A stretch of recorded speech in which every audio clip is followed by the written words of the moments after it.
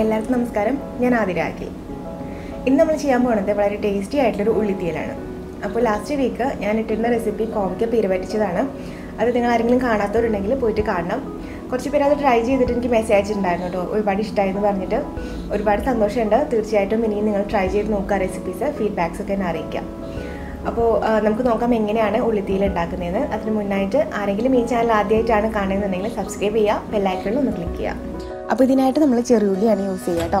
ഒരു ഏകദേശം ഒരു 250 ഗ്രാം ചെറിയുള്ളി തൊലി കളഞ്ഞെടുത്ത് വെച്ചിട്ടുണ്ട്. ഉള്ളി നമുക്ക് അരിഞ്ഞിട്ടും അരിയാണ്ട് ഇങ്ങനെ തന്നെ ഇട്ടിട്ടും തീയൽ വെക്കാൻ പറ്റും. അപ്പോൾ നമുക്കിത് ഒരെണ്ണം ഏകദേശം ഒരു 3-4 കഷ്ണമൊക്കെ ആയിട്ട് അരിഞ്ഞെടുക്കാം. കണ്ടോ, ഇതുപോലെ അരിയാം. ഇപ്പോൾ എല്ലാം അരിഞ്ഞെടുത്തിട്ടുണ്ട്. പിന്നെ ഇതിലേക്ക് നമുക്ക് പുളി വേണം. ഇതൊരു ചെറുനാരങ്ങ വലിപ്പത്തിലുള്ളൊരു വാളംപുളിയാണ്. നമ്മൾ കോൽപ്പുളി എന്ന് പറയില്ലേ, അത് ഒരു ഏകദേശം ഒരു 1/2 ഗ്ലാസ് അല്ലെങ്കിൽ ഒരു 3/4 ഗ്ലാസ് വെള്ളത്തിൽ ഇത് കുതിർത്ത് വെക്കാം. നമ്മൾ കറിയിലേക്ക് ഒഴിക്കണ ഒരു സമയമാകുമ്പോഴേക്കും ഇത് നല്ലോണം കുതിർന്ന് കിട്ടും. അപ്പോൾ അന്നേരം നമുക്കിത് പിഴിഞ്ഞെടുക്കാം കേട്ടോ. അപ്പോൾ ഇതിവിടെ ഇരിക്കട്ടെ. പിന്നെ അരമുറി തേങ്ങ ചിരകിയത് വേണം. ഇത് വറുത്തെടുക്കാനായിട്ടുള്ളതുകൊണ്ട് നല്ല കുഞ്ഞായിട്ട് നല്ല തരിയായിട്ട് വേണം നമ്മൾ ചിരകിയെടുക്കാനായിട്ട്. അപ്പോൾ അതിൻ്റെ തന്നെ നമുക്ക് തേങ്ങാപ്പീര വറുത്തെടുക്കാം. അപ്പോൾ ചട്ടി ചൂടാക്കാൻ വെച്ചിട്ടുണ്ട്. ചട്ടി ചൂടായിട്ട് വരുമ്പോൾ ഇതിലേക്ക് ഒരു 1.5-2 ടേബിൾ സ്പൂൺ വെളിച്ചെണ്ണ ഒഴിച്ചു കൊടുക്കാം. ഒരുപാട് വെളിച്ചെണ്ണ വേണ്ട കേട്ടോ ഇതിലേക്ക് വറുക്കാനായിട്ട്. ഇതിലേക്ക് അരമുറി തേങ്ങ ചിരകിയത് ചേർക്കാം. പിന്നെ നമ്മൾ നേരത്തെ അരിഞ്ഞു വെച്ചിട്ടുണ്ടായിരുന്ന ചെറിയുള്ളി ഇല്ലേ, അതിനകത്തുനിന്നും കുറച്ചെടുക്കാം. ഇത്രയും എടുത്തിട്ട് ഇതിൽ ചേർത്ത് കൊടുക്കാം. കുറച്ച് മതി. അല്പം കറിവേപ്പിലയും ചേർക്കാം. എന്നിട്ട് ഒരു ലോയിനും മീഡിയത്തിനും ഇടയ്ക്കുള്ള തീയിൽ വെച്ചിട്ട് ഇത് നല്ല പോലെ ഒന്ന് വറുത്തെടുക്കാം. ഇത് നല്ല റോസ്റ്റായിട്ട് നല്ല ചോന്ന് വരുമ്പോൾ ഇതിലേക്ക് നമുക്ക് പൊടികളൊക്കെ ചേർക്കണം. അതായത് മല്ലിപ്പൊടി, മുളക് പൊടിയൊക്കെ നമുക്ക് ചേർത്ത് കൊടുക്കണം. ഇപ്പം നിങ്ങൾ പൊടിയല്ലാണ്ട് മുഴുവനായിട്ടുള്ള മല്ലിയും മുഴുവനായിട്ടുള്ള മുളകൊക്കെയാണ് ചേർക്കണമെന്നുണ്ടെങ്കിൽ ഈ തേങ്ങയുടെ കൂടെ തന്നെ നിങ്ങൾ ആദ്യമേ ചേർക്കുക കേട്ടോ. ഞാനിപ്പോൾ ഇതിലേക്ക് പൊടികളാണ് ചേർക്കണത്. അപ്പോൾ അതുകൊണ്ട് കുറേ കഴിഞ്ഞ് ചേർത്താൽ മതി. ഇത് ചോക്കണ സമയമാകുമ്പോൾ ചേർത്താൽ മതി പൊടികളാണെങ്കിൽ. അപ്പോൾ അത് പ്രത്യേകം ശ്രദ്ധിക്കുക കേട്ടോ. അപ്പോൾ നല്ലൊരു ഗോൾഡൻ കളർ ആവണ വരെ നമുക്കിത് റോസ്റ്റ് ചെയ്യാം. ഇത് മൂത്ത് വരാനായിട്ട് കുറച്ച് സമയം എടുക്കും. കണ്ടോ, ഇപ്പം നല്ലൊരു ഗോൾഡൻ കളറായി വന്നിട്ടുണ്ട്. കരിഞ്ഞു പോകാണ്ട് നോക്കണം. കാരണം കരിഞ്ഞു കഴിഞ്ഞിട്ടുണ്ടെങ്കിൽ നമ്മൾ കറിക്കും ഒരു കയ്പ്പ് വരും. ഈ ഒരു പരുവം എത്തുമ്പോണ്ടല്ലോ നമുക്ക് ഇതിലേക്ക് പൊടികളൊക്കെ ചേർത്ത് കൊടുക്കാം. ഇപ്പം ഞാനിത് ഇരുമ്പ് ചട്ടിയിലാണ് ചെയ്യണത്. അപ്പം നല്ല ചൂടായിട്ടിരിക്കുകയാണ് ചട്ടി ഇപ്പോൾ. അപ്പം അതുകൊണ്ട് ഞാൻ തീ ഓഫ് ചെയ്തിട്ടാണ് പൊടികളൊക്കെ ചേർക്കാൻ പോണത്.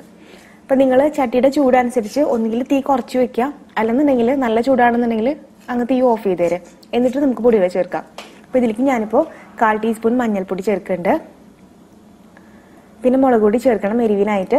ഇപ്പോൾ ഒരു 3 ടീസ്പൂൺ മുളകിൻ്റെ പൊടിയാണ് ചേർക്കണത്. സാധാ മുളക് പൊടിയാണ് നിങ്ങൾ ചേർക്കണമെന്നുണ്ടെങ്കിൽ 1 ടീസ്പൂണോ 1.5 ടീസ്പൂണൊക്കെ ചേർത്താൽ മതിയാവും. മുളകിന് എരിവ് കുറവാണ് കേട്ടോ. പിന്നെ ഒരു 1 ടീസ്പൂൺ മല്ലിപ്പൊടി ചേർക്കാം. 1-1.25 ചേർക്കാം. മല്ലിപ്പൊടി ഒരുപാട് ചേർക്കണ്ട ഇതിനകത്ത്.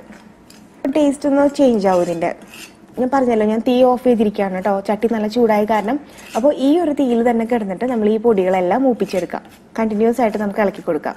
പൊടികൾ മൂത്ത് വരുമ്പോൾ ഇതിൻ്റെ പച്ചമണമൊക്കെ മാറും. ചെറുതായിട്ട് ഒന്നുകൂടി ഡാർക്ക് ആവും ഇതിൻ്റെ കളറ്. കണ്ടോ, ഇപ്പോൾ ഈ ഒരു പരുവത്തിൽ വന്നിട്ടുണ്ട്. പൊടികളുടെ പച്ചമണമൊക്കെ മാറി നല്ല ഡാർക്കായിട്ട് വന്നിട്ടുണ്ട് അല്ലേ. ഇത് ചട്ടിയിൽ തന്നെ വെച്ചിട്ടുണ്ടെങ്കിൽ ഉണ്ടല്ലോ, ഈ ചട്ടിയുടെ ചൂടുകൊണ്ട് ഇത് വീണ്ടും മൂത്ത് പോകും. അപ്പോൾ കറക്റ്റ് മൂപ്പായി കഴിഞ്ഞിട്ടുണ്ടെങ്കിൽ നമുക്ക് അപ്പം തന്നെ ഇത് വേറൊരു പാത്രത്തിലേക്ക് മാറ്റാം. ഇതിപ്പോൾ നല്ല ചൂടിലാണ് ഇരിക്കുന്നത്. അപ്പോൾ ഇതിൻ്റെ ചൂടൊന്ന് നന്നായിട്ട് ആറി കഴിയുമ്പോൾ നമുക്കിത് അരച്ചെടുക്കാം. ഇപ്പോൾ ചൂടാറിയിട്ടുണ്ട്. ഇപ്പോൾ മിക്സി ജാറിലേക്ക് ഇട്ടിട്ട് ഇത് ഒട്ടും വെള്ളം ചേർക്കാണ്ട്, തീരെ വെള്ളം ചേർക്കാണ്ട് നല്ലോണം പൊടിച്ച് അരച്ചെടുക്കുക കേട്ടോ. കേട്ടോ, ഇതുപോലെയാണ് ഇപ്പോൾ ഇരിക്കുന്നത്. ഞാൻ ഒട്ടും വെള്ളം ചേർത്തിട്ടില്ല ഇത് അരച്ചപ്പോൾ. ഈ തേങ്ങയിലുണ്ടായിരുന്ന എണ്ണയാണ് ഈ സെൻറ്ററിലായിട്ട് നിങ്ങൾക്ക് കാണാൻ പറ്റുന്നത്. ഇതിനകത്തുള്ള ഒരു ഓയിൽ തന്നെ മതിയാവും ഇത് നന്നായിട്ട് അരിഞ്ഞ് കിട്ടാനായിട്ട്. അപ്പോൾ ഞാൻ ആദ്യം തന്നെ അരച്ചപ്പോൾ ഒട്ടും വെള്ളം ചേർത്തിട്ടില്ല. അപ്പോൾ ഇനി രണ്ടാമത് ഞാനത് ഒന്നുകൂടി അരയ്ക്കാൻ പോവാണ്, നല്ലോണം അറിയാൻ വേണ്ടിയിട്ട്. അപ്പോൾ ഞാൻ ഇതിനകത്തേക്ക് കുറച്ച് വെള്ളം ചേർക്കുന്നുണ്ട് കേട്ടോ. ഒരു 1/4 ഗ്ലാസ് വെള്ളം കൂടിയിട്ട് നമുക്ക് ഇതിലേക്ക് ചേർത്തിട്ട് നല്ല മഷി പോലെ നല്ല മയത്തിൽ ഇത് അരച്ചെടുക്കാം. കാരണം എനിക്ക് ഇത്തിരി വെള്ളം കൂടി ചേർത്താലേ ഇനി ഇത് നല്ലോണം അരിഞ്ഞു കിട്ടുള്ളൂ. ഇപ്പോൾ നിങ്ങൾക്ക് ആദ്യം തന്നെ നന്നായി അരിഞ്ഞു കിട്ടുന്നുണ്ട്, വെള്ളം ഒഴിക്കാണ്ട് തന്നെ നന്നായിട്ട് അരഞ്ഞിട്ടുണ്ട് എന്നുണ്ടെങ്കിൽ വെള്ളം ഒഴിച്ച് അരയ്ക്കേണ്ട കാര്യമില്ല. കണ്ടോ, ഇപ്പോൾ നന്നായിട്ട് അരഞ്ഞു വന്നിട്ടുണ്ട്. ഈ ഒരു പരുവത്തിലാണ് ഇരിക്കേണ്ടത്. അപ്പോൾ ഇതിവിടെ ഇരിക്കട്ടെ. ഇനി നമുക്കിതൊന്ന് കറിയാക്കി എടുക്കണം. അപ്പോൾ ചട്ടി വെച്ചിട്ട് ചൂടാക്കാം. നമ്മൾ നേരത്തെ തേങ്ങ വറുത്ത ആ ചട്ടി ഉണ്ടല്ലോ, ആ സെയിം ചട്ടി എടുത്താലും മതി കേട്ടോ. ഞാൻ വേറെ എടുത്തതേ ഉള്ളൂ. ചട്ടി ചൂടായിട്ട് വരുമ്പോൾ നമുക്കൊരു 1.5 ടേബിൾ സ്പൂൺ വെളിച്ചെണ്ണ ഒഴിച്ചു കൊടുക്കാം. ഇപ്പോൾ വെളിച്ചെണ്ണ ചൂടായി വന്നിട്ടുണ്ട്. ഇതിലേക്ക് ഒരു 1/4 ടീസ്പൂൺ കടുക് ചേർക്കാം. പിന്നെ നിങ്ങളുടെ കയ്യിൽ ഉലുവ ഉണ്ടെന്നുണ്ടെങ്കിൽ ഒരു നുള്ളു ഉലുവ ഇതിലേക്ക് ചേർത്തോളൂ കേട്ടോ. കൂടി പോയരുത്, കൂടി പോയി കഴിഞ്ഞാൽ കഴിക്കും. ചേർത്തില്ലെങ്കിലും കുഴപ്പമൊന്നുമില്ല.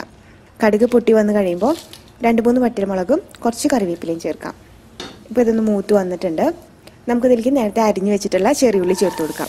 പിന്നെ നിങ്ങളുടെ എരിവ് അനുസരിച്ചിട്ട് ആവശ്യത്തിന് പച്ചമുളക് ചേർക്കുക. ഞാനിവിടെ അത്യാവശ്യം നല്ല എരിവുള്ള 4 പച്ചമുളക് നെടുകെ കീറിയതാണ് എടുത്തിട്ടുള്ളത് കേട്ടോ. അതും കൂടി നമുക്ക് ഇതിൻ്റെ കൂടെ ചേർത്ത് കൊടുക്കാം. കുറച്ച് ഉപ്പ് ചേർത്ത് കൊടുക്കാം. അപ്പോൾ അത് പെട്ടെന്ന് വഴണ്ട് കിട്ടും. ഈ ഉള്ളിയുടെ പച്ചമണമൊക്കെ മാറിയിട്ട് നല്ലോണം വഴണ്ട് വരും. അപ്പോൾ തീ കുറച്ച് വെച്ച് നമുക്ക് കുറച്ച് നേരം മൂടി വെക്കാം.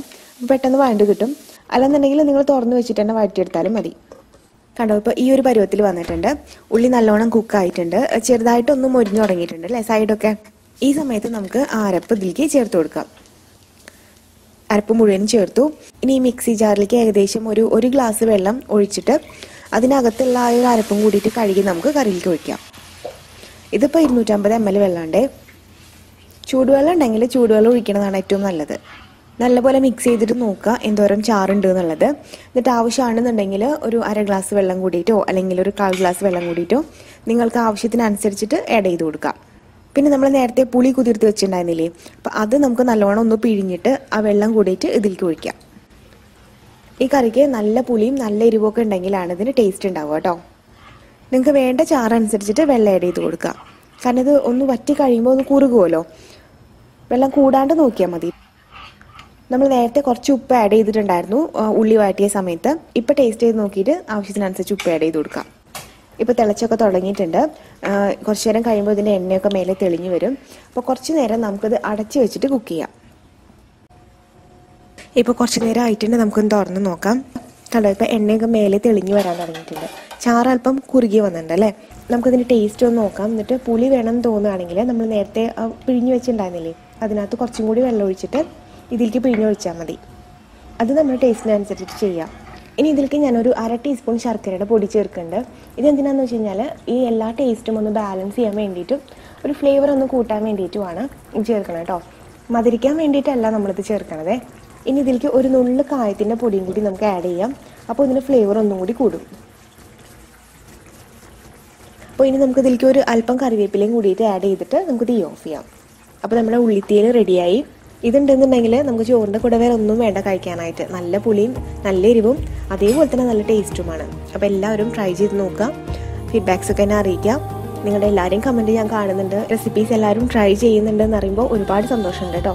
അപ്പോൾ തീർച്ചയായിട്ടും ഇനിയും വീഡിയോസ് കാണാം, സപ്പോർട്ട് ചെയ്യാം. സബ്സ്ക്രൈബ് ചെയ്യാത്തവരാണെന്നുണ്ടെങ്കിൽ സബ്സ്ക്രൈബ് ചെയ്യാൻ മറക്കരുത്. ബെല്ലൈക്കണിൽ ഒന്ന് ക്ലിക്ക് ചെയ്യാൻ മറക്കരുത് കേട്ടോ. അപ്പോൾ ഇനി അടുത്തൊരു വീഡിയോ ആയിട്ട് വരുന്നവരെ എല്ലാവർക്കും നന്ദി, നമസ്കാരം.